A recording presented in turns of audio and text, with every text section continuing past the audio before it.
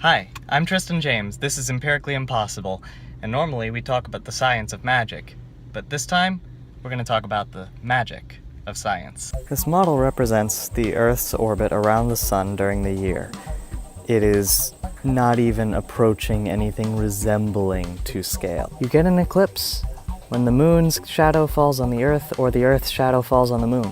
But since the moon goes around the Earth once a month, roughly, why don't we get an eclipse every month? Here's the answer.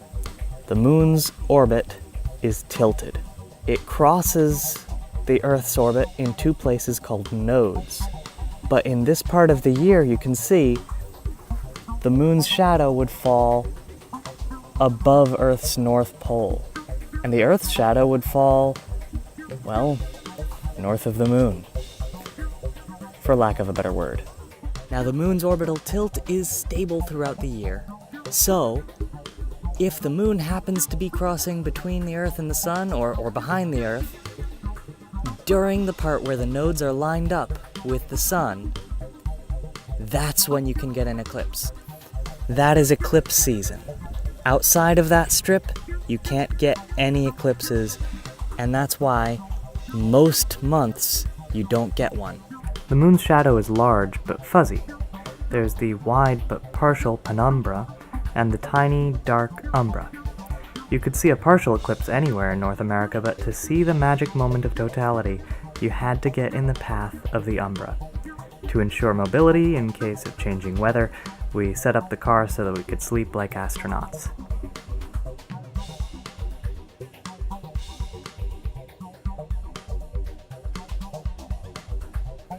The town where we landed had a festive atmosphere. Excitement was in the air. Oh my god, I'm so excited. We set up next to a guy with an awesome homemade solar scope.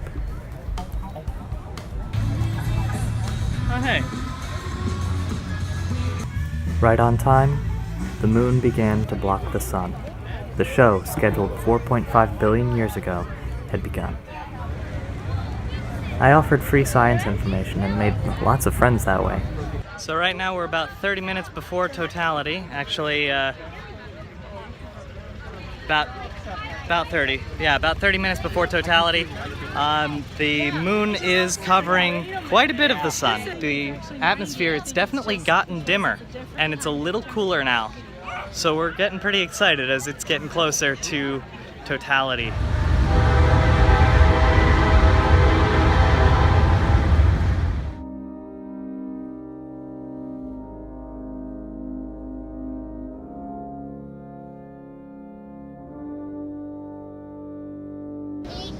It is getting dusky, very dusky. Hold on a sec.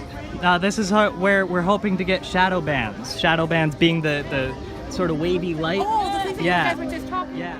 Shadow bands are a phenomenon that sometimes occurs just before and after totality. They cover the landscape with thousands of transient shadow snakes. They appear to be an atmospheric phenomenon, but they aren't well understood and haven't been well documented.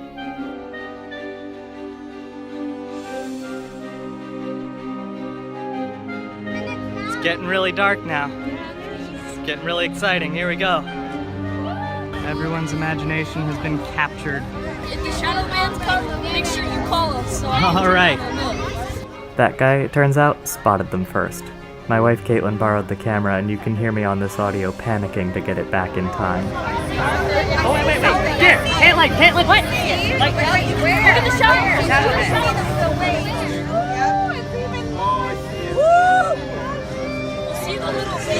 Shadow bands, you can see it on there, the wavy light. I see it. It's right there. Look at it. I can see it right here.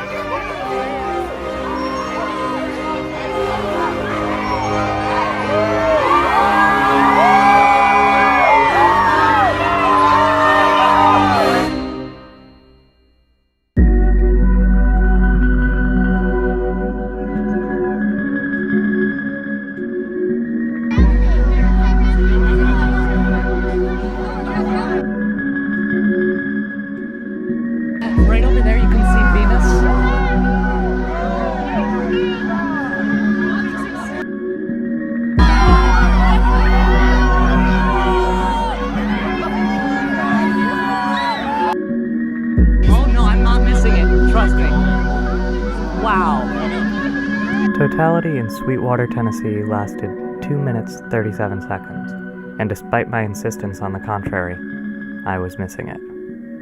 I didn't completely miss it, but this is one of those few events in nature whose majesty is beyond capture by any camera, no matter the photographer. 2 minutes and 37 seconds is a decent length for a song, but I would need hours to get my fill of totality.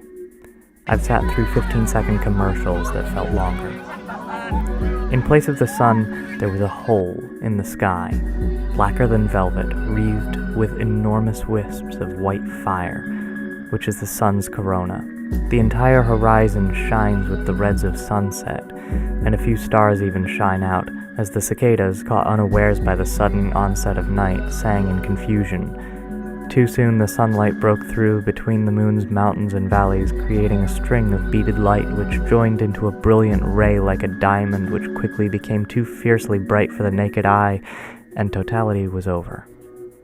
And shadow bands are back. Look at that. That is incredible.